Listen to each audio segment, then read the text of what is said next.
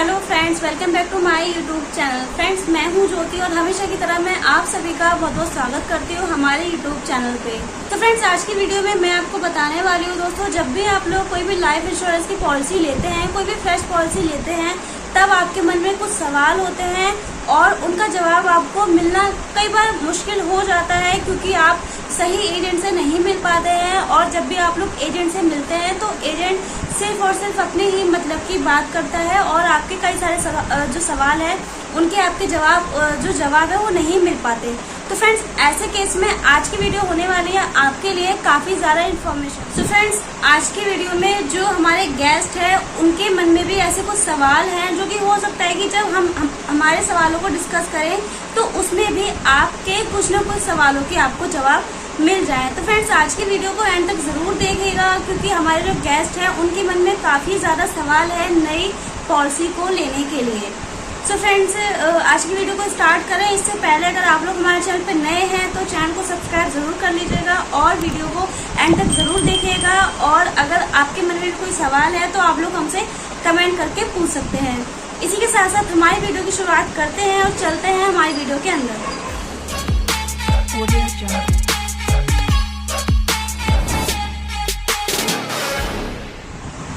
सबसे पहले तो मैं स्वागत करती हूँ मिस पूजा का, जिन्होंने कि अपना कीमती वक्त निकाला हमारे चैनल के लिए। तो पूजा जी, आपका बहुत बहुत धन्यवाद हमारे चैनल पर आने के लिए। तो सबसे पहले आप ये बताइए कि आपका सबसे पहला सवाल क्या है? मेरा सबसे पहला सवाल ये है कि भाई मेरे को LIC के बारे में कुछ भी नहीं पता। तो सबसे पहले तो मैं ये जानना चाहूंगी कि LIC कराना बेस्ट रहता है या नहीं, क्योंकि काफी लोगों का कहना तो ये होता है कि भाई LIC कराना फालतू की चीजें हैं, ऐसा नहीं होता। तो मतलब क्या है एग्जैक्ट, मुझे वो चीजें बताओ। तो फ्रेंड्स, सबसे पहले मैं आपको मिस पूजा का सवाल समझाना चाहूंगी कि उनका सवाल ये है कि क्या लाइफ इंश्योरेंस लेना सही है, यानी कि अगर मैं अपना पैसा LIC में इन्वेस्ट करती हूँ तो क्या ये सही रहेगा, क्योंकि मुझे इसकी बिल्कुल भी नॉलेज नहीं है, क्योंकि मैंने कहीं भी अपना पैसा अभी तक इन्वेस्ट नहीं किया है। तो सबसे पहले मैं मिस पूजा को ये बताना चाहूंगी कि जी हाँ, अगर आप अपना पैसा लाइफ इंश्योरेंस में इन्वेस्ट करना चाहते हैं, LIC लेना चाहते हैं, तो सबसे बेस्ट ऑप्शन आपके लिए रहने वाला है। क्यों रहने वाला है, इसकी मैं आपको 2 वजह बताऊंगी। सबसे पहली वजह ये है कि जो हमारा लाइफ इंश्योरेंस है ये पूरी तरीके से गवर्नमेंट है, यानी कि गवर्नमेंट के अंडर में आता है। इसका प्राइवेट से कोई भी लेना देना, पूरी तरीके से ये जो हमारी गवर्नमेंट है उसके अंडर में आता है। और दूसरा यहाँ पे प्लस पॉइंट ये है कि इसका शेयर मार्केट से कोई भी लेना देना नहीं है। दोस्तों, अगर हम लोग बात करें कुछ ऐसे प्लान्स का जो कि LIC में है, उनका शेयर मार्केट से लिंक है, लेकिन उसके बावजूद भी LIC में कुछ ऐसे हमारे पुराने प्लान हैं, जैसे कि जीवन लाभ है और इस तरीके के काफी सारे प्लान हैं, तो उनका शेयर मार्केट से कोई भी लेना देना नहीं होता है। तो हमारे यहाँ पे 2 सवाल क्लियर हो गए हैं, यानी कि ये गवर्नमेंट की है, यानी कि आपको इसमें कोई भी रिस्क वाली बात नहीं है कि कल को अगर ये कंपनी कहीं चली जाती है तब हमारे पैसे का क्या होगा। तो यहाँ पे सरकार ने पूरी सोवरेन गारंटी ली हुई है, यानी कि अगर इन केस LIC कभी डूब भी जाती है तब भी आपका जो पैसा है वो सेफ रहेगा और सरकार उस पैसे को आपको पे करेगी। और दूसरा चीज, आपको यहाँ पे आपके पैसे में कोई भी रिस्क नहीं होता है, आपका पैसा पूरी तरीके से सेफ होता है, सिक्योर होता है। तो फ्रेंड, चलिए अब पूजा जी के दूसरे सवाल की ओर बढ़ते हैं। तो इसका मतलब यह है कि अगर हम पॉलिसीज वगैरह लेते हैं तो वो हमारी सेफ है जी, पूरी तरीके से आपका पैसा वहाँ पे सिक्योर होता है। ओके, तो जो मेरा नेक्स्ट क्वेश्चन है वो ये है कि कौन सी पॉलिसी बेस्ट है। देखो बहुत सारी है, मुझे तो इसके बारे में आइडिया है नहीं, और आपको पता ही है कि मैं बिजनेस चला रही हूँ, इसलिए गवर्नमेंट ने कुछ अलग पॉलिसी निकाल रखी हो, तो वो उसके बारे में भी बताइए। तो फ्रेंड्स, मिस पूजा का नेक्स्ट क्वेश्चन ये है कि अगर वो कोई इंश्योरेंस प्लान लेना चाहती है तो उनके लिए कौन सा प्लान बेस्ट रहेगा, क्योंकि वो बिजनेस वूमेन है, बिजनेस चलाती है, तो उनके लिए बेस्ट प्लान कौन सा रहेगा, मैं उनको इसके बारे में बताऊँ। तो फ्रेंड्स, सबसे पहले मैं उनको ये बताना चाहूँगी कि हमारे LIC में काफ़ी तरीके के प्लान होते हैं, जैसे कि कुछ हमारे प्लान शेयर मार्केट से लिंक होते हैं, यानी कि अगर आप अपने पैसे पर रिस्क लेना चाहते हैं तब आप शेयर मार्केट के प्लान में जा सकते हैं, जिसमें कि आपको हाईएस्ट रिटर्न देखने के लिए मिल सकती है। फ्रेंड्स, दूसरा यहाँ पे होता है कुछ हमारे पुराने प्लान है, ट्रेडिशनल प्लान है, जैसे कि जीवन लाभ प्लान होता है, जीवन लक्ष्य प्लान होता है। इस प्लान में अगर मिस पूजा अपने पैसे को पूरी तरीके से सिक्योर रखना चाहती हैं, यानी कि उनको अपने पैसे में ग्रोथ तो चाहिए लेकिन पूरी सिक्योरिटी के साथ, तब हम उनको ये वाले प्लान दे सकते हैं, जैसे कि जीवन लाभ, जीवन लक्ष्य। लेकिन अगर वो ये चाहती हैं कि जो यहाँ पे टाइम ड्यूरेशन है वो ज़्यादा ना हो, टाइम पीरियड ज़्यादा ना हो, कम समय के लिए उनको प्लान चाहिए, तब हम उनको शेयर मार्केट वाले प्लान यहाँ पे बता सकते हैं। अगर यहाँ पे लॉन्ग पीरियड की पॉलिसी अगर मिस पूजा लेना चाहती हैं तब हम उनको ओल्ड प्लान सजेस्ट कर सकते हैं, जैसे कि जीवन लाभ प्लान हो गया, जीवन लक्ष्य प्लान हो गया। लेकिन अगर वो चाहती हैं कि मुझे लॉन्ग टर्म वाले प्लान नहीं चाहिए, शॉर्ट टर्म प्लान चाहिए, तब हम यहाँ पे उनको शेयर मार्केट वाले प्लान दे सकते हैं। लेकिन बात फिर से वही आती है कि इन प्लान में जो होता है रिस्क होता है, यानी कि आपका पैसा रिस्क पे होता है, लेकिन ग्रोथ आपको यहाँ पे अच्छी खासी देखने के लिए मिल जाती है। तो मैं भी इस पूजा को सजेस्ट करती हूँ कि अगर वो लॉन्ग टर्म की पॉलिसी ले सकती हैं तब तो वो हमारे कोई भी ओल्ड प्लान जैसे कि जीवन लाभ या फिर जीवन आनंद प्लान मैं उनको सजेस्ट करूँगी। लेकिन अगर वो शॉर्ट टर्म के लिए जाना चाहती हैं तब मैं उनको शेयर मार्केट वाले जो प्लान है वो यहाँ पे सजेस्ट करूँगी। दोस्तों चलिए इसी के साथ साथ मिस पूजा का यहाँ पे तीसरा सवाल क्या है वो भी देख लेते हैं। तो आपने जो शेयर किया कि लॉन्ग टर्म प्लान जो है वो बेस्ट है, तो फिर मैं ये जानना चाहूंगी कि इसके एक्स्ट्रा बेनिफिट्स क्या है। तो फ्रेंड्स मिस पूजा का नेक्स्ट सवाल ये है कि वो अगर लॉन्ग टर्म वाले प्लान लेती हैं, यानी कि हमारे ओल्ड प्लान लेते हैं, तब उनको इसमें क्या क्या एक्स्ट्रा बेनिफिट मिल सकते हैं। तो फ्रेंड्स एक्स्ट्रा बेनिफिट में सबसे पहले हम लोग यहाँ पे बात कर लेते हैं राइडर्स की।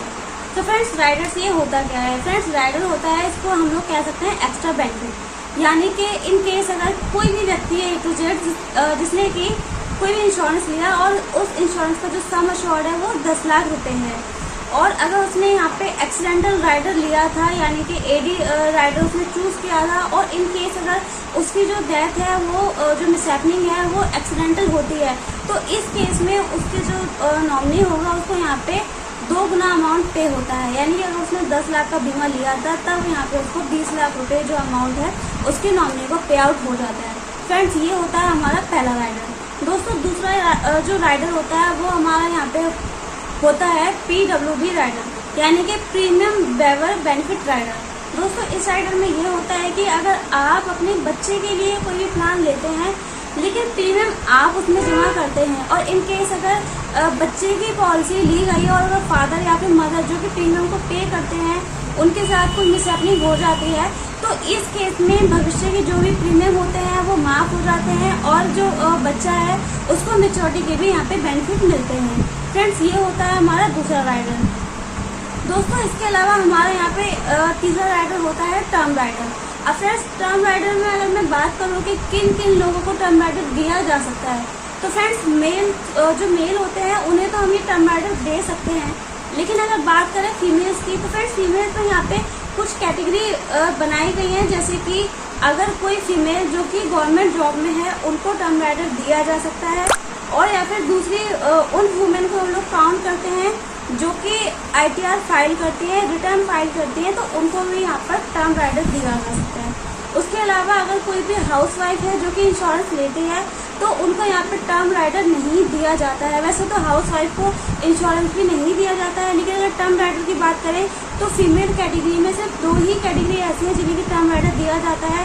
पहली कि अगर आपकी गवर्नमेंट जॉब है तब आपको टर्म राइडर मिल सकता है, और दूसरी अगर आप कुछ अच्छी कंपनी यानी कि ऐसी कंपनी में जहाँ पे आपका PF कटता है और या फिर आप ITR फाइल करते हैं, आप उसकी कैटेगरी में आते हैं, तब आप लोग टर्म राइडर ले सकते हैं। अब दोस्तों टर्म राइडर को लेने का फ़ायदा क्या है? टर्म राइडर लेने से आपका एक और सम एश्योर्ड ऐड हो जाता है, यानी कि इन केस अगर किसी व्यक्ति ने पॉलिसी ली हुई है और उसने अपनी पॉलिसी में टर्म राइडर ऐड किया है और एक्सीडेंटल बेनिफिट राइडर भी ऐड किया है, तो इस केस में अगर उसकी जो डेथ है एक्सीडेंटल होती है और उसका जो यहाँ पे जो इंश्योरेंस था 10 लाख का था, तब उसको यहाँ पे 3 गुना अमाउंट उसके जो नॉमिनी है उसको यहाँ पे पे आउट होता है और पॉलिसी जो है पूरी तरीके से क्लोज हो जाती है। दोस्तों इसके अलावा यहाँ पे हमारा एक राइडर और होता है, वो हमारा होता है क्रिटिकल इलनेस राइडर, यानी कि अगर किसी व्यक्ति को काफ़ी ज़्यादा कुछ बीमारियां हैं जैसे कि क्रिटिकल डिसीज़ है, उसकी एक लिस्ट होती है जो कि उसके अंदर में वो बीमारियां आती हैं। तो फ्रेंड्स अगर आप लोग ये राइडर लेते हैं और इनकेस अगर उस बीमारी के वजह से कोई पॉलिसी होल्डर की डेथ हो जाती है, तो उस केस में भी यहाँ पे क्या होता है, उसको जो उसका नॉमिनी होता है उसको यहाँ पे अमाउंट पे हो जाता है। फ्रेंड्स ये तो हमारी हो गई राइडर्स की बात। इसके अलावा आपको इस पॉलिसी में लोन का बेनिफिट भी मिलता है, यानी कि इनकेस अगर आपको आपकी पॉलिसी चल रही है और आपको पॉलिसी के बीच में पैसे की ज़रूरत है, तो आप अपनी पॉलिसी पर लोन भी ले सकते हैं। और आपका जो लोन है उसका जो इंटरेस्ट होता है लगभग 10.5% का होता है, जो कि आप लोग ईयरली या फिर हाफ ईयरली के बिहाफ पर उसको पे कर सकते हैं। फ्रेंड्स, चलिए अब हम मिस पूजा का नेक्स्ट सवाल भी देख लेते हैं। इतना कुछ पता भी नहीं था जितना आपने बताया, थैंक यू सो मच। और मेरा जो लास्ट क्वेश्चन है वो यही है कि अगर सपोज मेरे को पॉलिसी कंटिन्यू नहीं करनी है और जो ड्यूरेशन है लाइक 18 ईयर तक है, तो मैं नहीं कर पाती हूँ, तो क्या मैं बीच में स्किप कर सकती हूँ? और अगर मैं स्किप करती हूँ तो जो भी मैंने अपना पैसा मतलब जमा किया है वो मुझे रिटर्न मिलेगा? फ्रेंड्स, मैं आपको मिस पूजा का सवाल समझाना चाहूँगी कि वो ये कहना चाहती हैं कि अगर वो कोई भी पॉलिसी लेती हैं A to Z और उसका जो टाइम ड्यूरेशन है 21 साल का है या फिर 25 साल का है, और अगर वो अपनी पॉलिसी को बीच में ही बंद कर देती हैं, यानी कि अगर उन्होंने 2 साल चलाई या फिर 5 साल चलाई, डिपेंड करता है कि वो कितने साल चलाती हैं, और उसके बाद अगर इनके कुछ भी हो सकता है, मान लीजिए फाइनेंशियल कुछ क्राइसिस आ गए कि वो आगे अपनी पॉलिसी को कंटिन्यू नहीं करना चाहती हैं, बंद करना चाहती हैं, क्लोज करना चाहती हैं, तब उनको क्या उनका पैसा मिलेगा या फिर नहीं मिलेगा, मिलेगा तो कितना पैसा मिलेगा? तो फ्रेंड्स, सिंपल सी लैंग्वेज में इसको हम बोल सकते हैं पॉलिसी को सरेंडर करना, यानी कि पॉलिसी को बंद करना। सो फ्रेंड्स, सबसे पहले आपको ये जानने की ज़रूरत है कि आप चाहे तो 5 लाख की पॉलिसी लेते हैं और या फिर 50 लाख की पॉलिसी लेते हैं, लेकिन अगर आपने अपनी पॉलिसी को 3 साल तक नहीं चलाया, यानी कि अगर आपने पॉलिसी अपनी 2020 में ली थी और आपने उसको 21, 22, 23 यानी कि 2023 तक अगर आपने उस पॉलिसी को चलाया है और अगर आपने अपनी पॉलिसी में कितना भी पैसा जमा किया है, तब आपको आपकी पॉलिसी का पैसा वापस मिल सकता है। कंडीशन यहाँ पे ये होगी कि जो यहाँ पे आपको एक्स्ट्रा बेनिफिट दिए गए थे, यानी कि जो ये आपको राइडर मिले थे, उन राइडर का पैसा कट होकर आपको जो आपका बचा हुआ पैसा होगा वो रिटर्न होगा। लेकिन अगर फॉर एग्जांपल मान लेते हैं कि आपने सिर्फ और सिर्फ 2 साल ही अपनी पॉलिसी को चलाया है और उसके बाद आप ये उम्मीद करते हैं कि आपने जितना भी पैसा जमा किया है वो आपको वापस मिल जाए, तो चाहे तो आप आज इस बात को याद रखें, चाहे तो आप 10 साल बाद इस चीज़ को देखिएगा, लेकिन अगर आपने सिर्फ और सिर्फ अगर 2 साल अपना प्रीमियम दिया है, तब आपको आपका पैसा मिलने की वहाँ पे कोई भी गुंजाइश नहीं होगी, क्योंकि LIC का रूल ये कहता है कि चाहे आपकी पॉलिसी 1 लाख की है या फिर 1 करोड़ की, अगर आप अपनी पॉलिसी को 3 साल तक चलाते हैं, तब आपको आपकी पॉलिसी की सरेंडर वैल्यू मिल सकती है।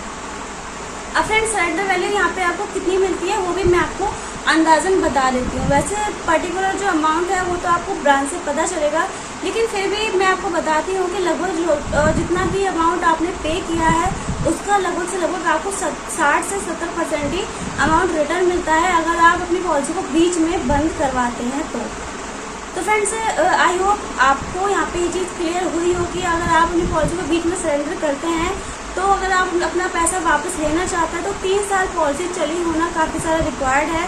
और इसी के साथ साथ अगर आप सिर्फ 2 साल या फिर 1 साल पॉलिसी चलाने के बाद ये सोचें कि आपको आपकी पॉलिसी में जमा किया हुआ पैसा मिल जाएगा, तो ऐसा नहीं होता है।